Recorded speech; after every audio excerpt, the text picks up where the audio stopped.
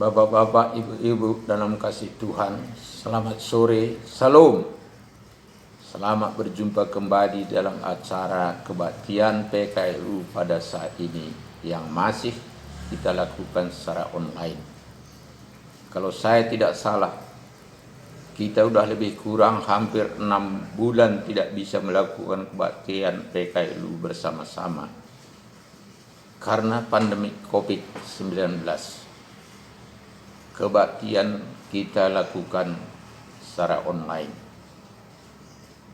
Tetapi walaupun begitu, kita percaya bahwa Tuhan tetap menyertai kita semuanya. Dan kita berharap agar Tuhan menyelamatkan semua COVID-19 dari sekitar kita, agar kita bisa berkumpul bersama-sama mengadakan kebaktian dan juga beraktivitas seperti sedia kala. Kiranya Tuhan tetap menyertai kita. Bapak-bapak, ibu-ibu, saatnya lah kita mulai kebaktian kita. Sebelum kita memulai kebaktian kita, marilah kita sama-sama bersaat teduh sebentar. Saat teduh dimulai.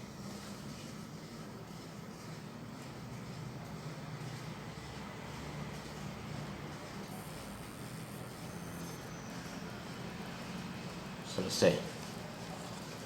Bapak Ibu dalam kasih Tuhan, sebelum kita memulai kebaktian kita, marilah kita memuliakan nama Tuhan dengan menyanyi dari Kidung Jemaat nomor 19. Kita nyanyikan bait pertama dan kedua.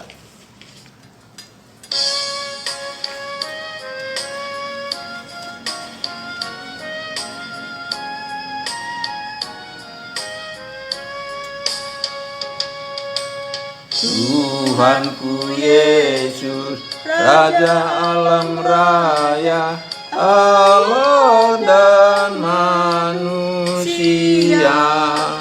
Kau ku kasihi, kau junjunganku, bahagiaku yang belaka.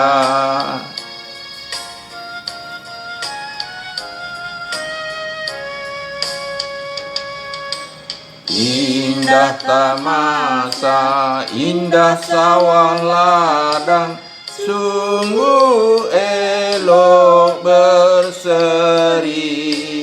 Yang lebih indah Kau Tuhan Yesus, Engkau menghibur yang sedih. Bapak Ibu dalam kasih Tuhan, sebelum kita membaca firman Tuhan, marilah kita sama-sama berdoa. Kita berdoa.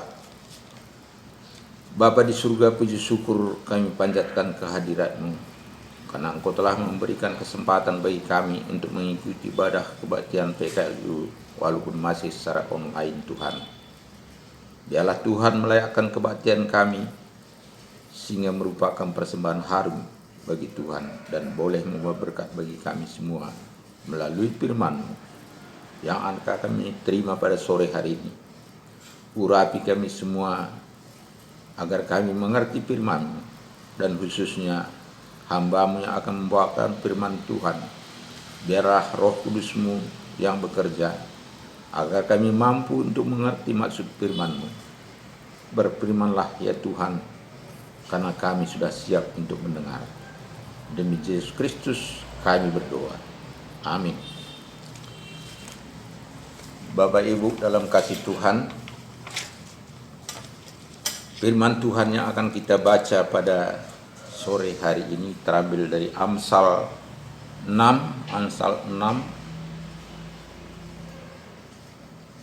ayat 16 sampai 19. Biarlah saya sendiri yang baca. Amsal 6 ayat 16 sampai 19 berbunyi demikian. 6 perkara ini yang dibenci Tuhan, bahkan 7 perkara yang menjadi pekerjaan bagi hatinya: mata sombong, lidah dusta, tangan yang menumpahkan darah orang yang tidak bersalah, hati yang membuat rencana-rencana yang jahat, kaki yang segera lari menuju kejahatan, seorang saksi dusta yang menyembur-nyemburkan kebohongan, dan yang menimbulkan pertengkaran saudara. Demikianlah pembacaan firman Tuhan. Terpujilah Kristus, dan berbahagialah orang yang mendengarkan dan melakukan hari lepas hari.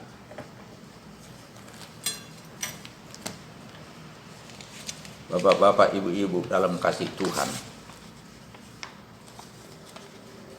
bacaan kita pada sore ini terambil daripada buku Amsal. Buku Amsal adalah suatu kumpulan ajaran tentang hidup yang baik. Ajaran-ajaran itu diungkapkan dalam bentuk petuah, peribahasa, dan pepatah. Kebanyakan diantaranya menyangkut persoalan-persoalan yang timbul dalam hidup sehari-hari. Buku ini mulai dengan peringatan ini. Untuk memperoleh pengetahuan, orang harus pertama-tama mempunyai rasa hormat dan takut kepada Tuhan. Ini merupakan suatu informasi yang baik bagi kita sebagai orang percaya. Karena kalau orang yang takut dan hormat sama Tuhan akan punya pengetahuan, baik hikmat dan kebijaksanaan. Jadi syaratnya itu bahwa kita harus hormat dan takut kepada Tuhan. Jadi bagi mereka yang tidak peduli sama Tuhan atau tidak takut sama Tuhan, mereka tidak punya hikmat dan juga kebijaksanaan. Selain tentang cara-cara hidup yang baik, buku ini mengajar orang untuk memakai pikiran sehat dan bersopan santun. Peribahasanya banyak dan menunjukkan betapa dalamnya pengetahuan guru-guru Israel pada zaman dahulu mengenai sikap dan tindakan orang bijaksana dalam keadaan tertentu. Petuah-petuah itu menyangkut berbagai bidang, termasuk hubungan dalam keluarga, urusan dagang, sopan santun dalam pergaulan, perlunya menguasai diri. Kecuali itu, buku Amsal ini banyak juga mengemukakan sifat-sifat yang baik, seperti misalnya rendah hati, sabar, menghargai orang miskin, dan setia kepada kawan. Bapak-bapak, ibu-ibu, sekarang kalau kita lihat bacaan kita Amsal 6 ayat 16 sampai 19 tadi, apa yang bisa kita renungkan dari situ? Dengan tema kita pada sore hari ini, 6 atau 7 perkara yang dibenci Tuhan. Bapak-bapak, ibu-ibu dan kasih Tuhan, berdasarkan bacaan kita tadi, kita bisa list ke-7 perkara yang dibenci Tuhan, yaitu sebagai berikut. Perkara pertama, sikap yang sombong. Perkara yang kedua, mulut yang berbohong. Yang ketiga, tangan yang membunuh orang tak bersalah. Keempat, otak yang merencanakan hal-hal jahat. Kelima, kaki yang bergegas menuju kejahatan. Keenam, saksi yang terus-menerus berdusta. Dan perkara yang ketujuh adalah orang yang menimbulkan permusuhan di antara teman. Inilah ketujuh list dari perkara-perkara yang dibenci oleh Tuhan. Sekarang coba kita lihat dari daftar itu, kenapa perkara-perkara ini dibenci oleh Tuhan. Perkara pertama, sikap yang sombong. Orang yang memiliki mata yang sombong akan selalu merendahkan orang lain. Ini bisa kita referensi dari bacaan Lukas 18 ayat 11 dan 12. Merasa dirinya lebih hebat dari orang lain dan menganggap orang lain lebih rendah.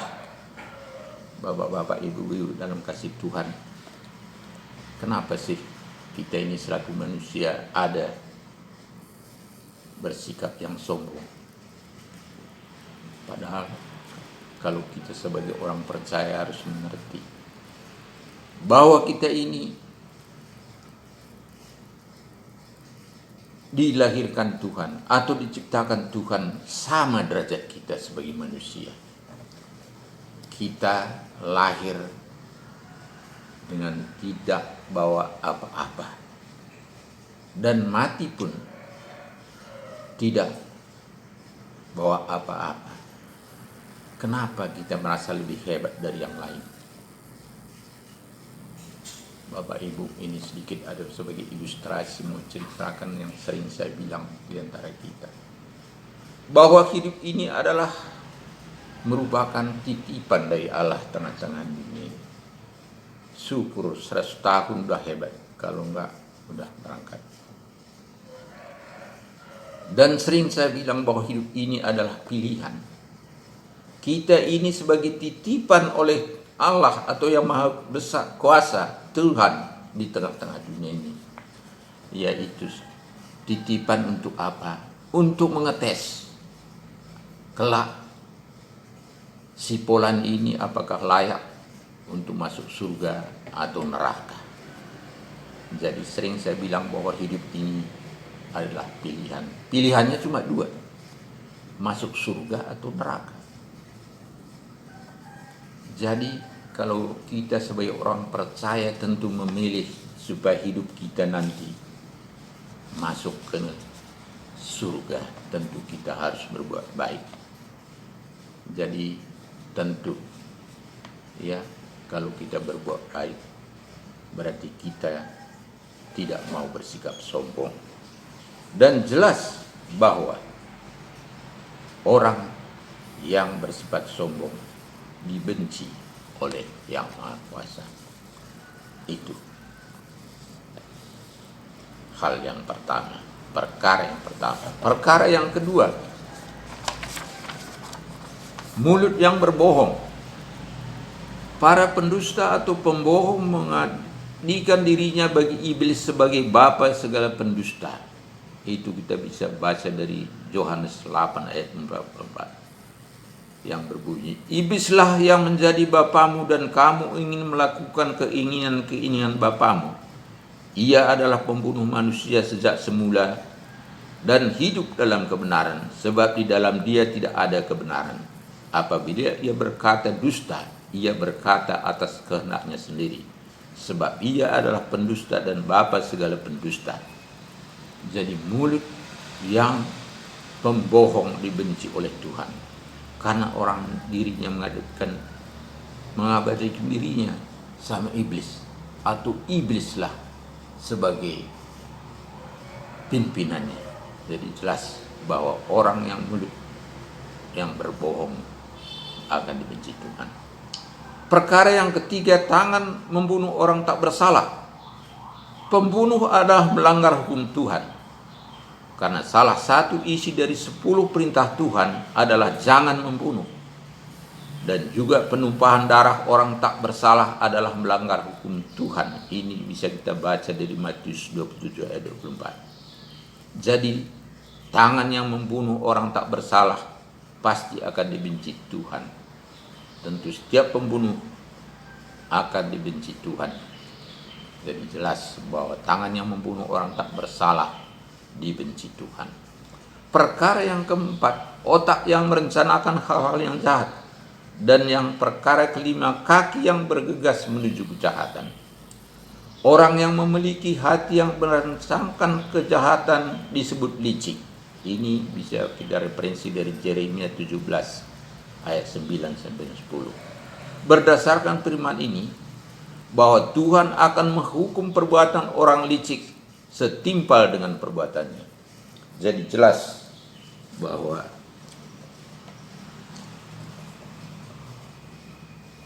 otak yang merencanakan hal-hal jahat dan kaki yang bergegas menuju kejahatan akan dibenci Tuhan, karena Tuhan menguji hati untuk menguji batin. Ini perkara yang keenam, saksi yang terus-terusan berdusta dan perkara yang ketujuh, orang yang menimbulkan permusuhan di antara teman. Orang berbuat dusta dan sifat menimbulkan permusuhan, membuat pertengkaran, dan bila terjadi pertengkaran, maka orang merasa puas atau keinginan daging. Dan bahwa keinginan daging sama sekali tidak menyenangkan hati Allah, dinyatakan dalam Roma 8 ayat 15-18. Sebab mereka yang hidup menurut daging atau manusia lama memikirkan hal-hal daging. Mereka yang hidup menurut roh atau manusia baru memikirkan hal-hal yang dari roh. Karena keinginan daging adalah maut, tetapi keinginan roh adalah hidup dan damai sejahtera. Sebab keinginan daging adalah perseteruan terhadap Allah, karena ia tidak takluk kepada hukum Allah. Hal ini memang tidak mungkin baginya. Mereka yang hidup dalam daging tidak mungkin berkenan kepada Allah. Jadi mereka yang berdusta dan menimbulkan permusuhan atau pertengkaran pada umumnya merasa puas terhadap keinginan daging. Ini sedikit saya bisa mencontohkan kepada kita, Bapak Ibu, bahwa saya sebagai pengusaha kebun yang ada beberapa tempat ya, walaupun sedikit-sedikit, dan saya biasanya punya anggota setiap kebun itu sebagai pekerja, dan ada seorang yang dari mereka itu pernah itu bahwa sifatnya hanya menjelek-jelekkan yang lain. Maksudnya apa? Supaya ya kawannya yang apa itu bisa kita berhenti dan apa dia merasa. Dan jika seorang berhenti karena hasutannya, dia merasa senang. Berarti itu apa? Yang keinginan daging, kepuasan daging, sehingga dia bisa merasa senang. Memang ada kita di kehidupan itu begitu, suka menjelek-jelekkan orang, sehingga timbul pertengkaran. Kalau timbul pertengkaran, dia merasa puas. Nah, ini apa? Itu namanya keinginan daging. Bapak Ibu dalam kasih Tuhan, menurut Rasul Paulus di Galatia 5 ayat 19-23, keinginan daging adalah percabulan, kecemaran, hawa nafsu, penyembahan berhala, sihir, perseteruan, perselisihan, iri hati, amarah, kepentingan diri sendiri, pencederaan, roh pemecah belah, kedengkian, kemabukan, pesta pora. Roh pemecah belah. Bagaimana supaya orang bisa bertengkar dan bisa berpunya, itu yang disenangi. Itu keinginan daging. Ya. Tetapi buah roh ialah kasih, sukacita, damai sejahtera, kesabaran, kemurahan, kebaikan, kesetiaan, kelemah lembutan, dan penguasaan diri. Jadi jelas bagi kita bahwa suka berdusta dan menimbulkan permusuhan adalah bagian dari keinginan daging yang mana tidak berkenan bagi Allah atau dibenci Tuhan. Bapak Ibu dalam kasih Tuhan, jadi inilah kira-kira inti 7 perkara yang kita list menurut bacaan kita tadi. Apa? Sudah jelas bagi kita bahwa dari 7 perkara itu kenapa dibenci Tuhan, dan apa yang bisa kita tarik maknanya dari firman Tuhan itu bagi kita semua. Bapak-bapak Ibu kasih Tuhan, ini apa yang kita baca pada hari ini bisa sebagai bahan koreksi terhadap diri kita sendiri. Mari kita merenungkan dan mengoreksi diri sendiri. Apakah kita melakukan hal-hal atau perkara-perkara yang dibenci Tuhan? Kalau iya, mari kita bertobat dan lakukan apa yang dikehendaki Tuhan, agar berkat Tuhan melimpah kepada kita semua. Kiranya Tuhan memberikan kekuatan kepada kita semuanya, agar mampu untuk tidak melakukan perkara-perkara yang dibenci Tuhan dan bisa hidup dalam roh. Berkat Tuhan menyertai kita semua. Amin. Bapak-bapak, ibu-ibu dalam kasih Tuhan, untuk mengaminkan firman Tuhan yang barusan kita dengar. Marilah kita muliakan Tuhan dengan menyanyi dari Kidung Jemaat 19 bait yang kelima.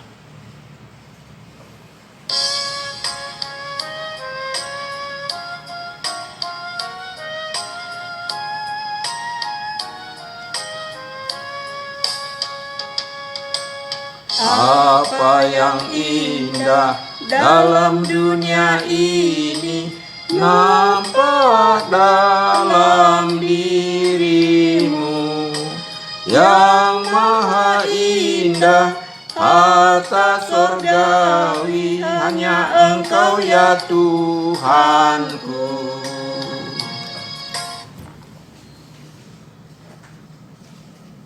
Bapak Ibu, saatnya lah kita untuk berdoa sahabat. Mari kita satu dalam doa. Kita berdoa. Ya Allah Bapa Raja Sorgawi, Tuhan yang maha baik dan pemurah, kami bersyukur dan berterima kasih karena Engkau telah mengingatkan lagi kami melalui firman-Mu pada sore hari ini. Perkara-perkara apa yang dibenci oleh Tuhan, yaitu sikap yang sombong, mulut yang berbohong, tangan yang membunuh orang tak bersalah, otak yang merencanakan hal-hal jahat, kaki yang bergegas menuju kejahatan, saksi yang terus-terusan berdusta, dan orang yang menimbulkan permusuhan di antara teman. Ya Bapa di surga, kiranya Engkau memberikan kekuatan bagi kami semua, agar mampu tidak melakukan apa yang Engkau benci. Terima kasih Tuhan atas firman-Mu hari ini. Ya Tuhan, saatnya kami berdoa sahabat kami. Kami berdoa bagi seluruh jemaat-Mu di GPB Gibeon Rumbai, khususnya keluarga PKLU, keluarga lepas keluarga. Biarlah berkat-Mu menyertai keluarga lepas keluarga, sehingga damai sejahtera Tuhan kiranya menyertai kami semua. Jauhkan kami semua dari segala mara bahaya dan virus corona, karena kami yang sudah lanjut usia ini Tuhan sangat riskan terhadap virus corona. Jadi kiranya Engkau memberikan kekuatan bagi kami semua agar terhindar dari virus corona, dan kami mohon agar virus corona ini Engkau lenyahkan dari lingkungan kami, agar kami bisa beribadah bersama kembali dan bisa bebas kemana-mana seperti sedia kala. Ya Tuhan, kami berdoa bagi mereka yang ada dalam kelemahan tubuh, baik yang di rumah atau di rumah sakit atau di mana saja. Biarlah Tuhan menjamah dan memberkati makanan, minuman, dan obat-obat yang dia makan agar semuanya berfungsi untuk memulihkan kesehatan mereka semua. Ya Tuhan, kami berdoa bagi mereka yang punya pergumulan hidup. Biarlah Roh Kudus bekerja melalui mereka, agar pergumulan hidup mereka bisa mereka atasi atau selesaikan. Ya Tuhan, kami berdoa juga bagi anak-anak serta cucu-cucu kami. Biarlah berkat Tuhan tetap menyertai mereka semua. Dan bagi mereka yang telah berkeluarga, biarlah berkat Tuhan menyertai mereka keluarga lepas keluarga.